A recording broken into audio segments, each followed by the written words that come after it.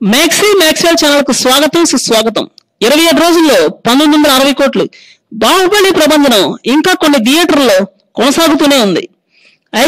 INOX formatted థియేటర్లో ఇప్పటికే ఆడుతూనే ఉంది.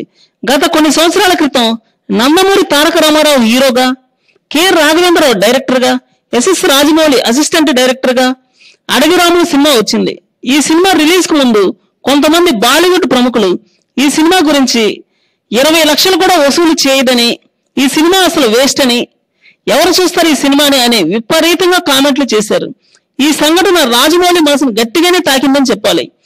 అప్పుడు రిలీజ్ అయినటువంటి అడవి రాముడు ₹1 కోటి వసూలు చేసి సూపర్ గా ఆడింది, మంచి వసూళ్లు రాబట్టింది. హాల్స్ అన్ని కంప్లీట్ గా హౌస్ఫుల్ అయ్యాయి.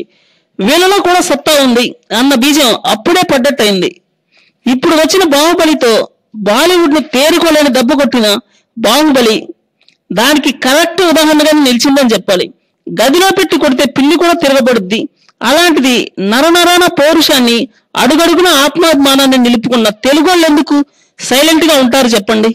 మార్కెట్ పరంగానే కాకుండా బడ్జెట్ పరంగా కూడా ఎంతో వెసులుబాటు ఉన్న బాలీవుడ్ నుంచి ఇలాంటి సినిమా రాకపోవడం అక్కడ భారీ డైరెక్టర్లకు తల తీసేసినట్లయింది. మహాసముద్రాలు ఇది మురికి కాలంలో పడి చచ్చిపోవడం అంటే బహుశా ఇదేనేమో. భారతదేశం పేద దేశం కాదు, భారతీయులే పేదోళ్ళు అని అప్పట్లో ఇందిరాగాంధీ ఎలా అన్నారో, బాలీవుడ్ లో భారీ డైరెక్టర్లకు కొదవలేదు కానీ అక్కడ ఎస్ఎస్ రాజమౌళి లేరు అని ఎవరో అన్నారు.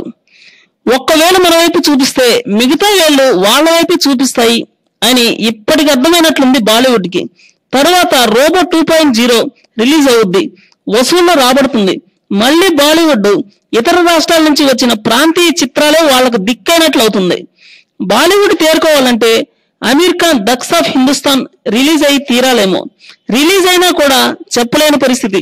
భారీ స్థాయిలో ఇలాంటి సినిమా ఇంకేదైనా వచ్చి వసూలు సాధిస్తేనే గాని వాళ్ళకు మనశ్శాంతి ఉండదు.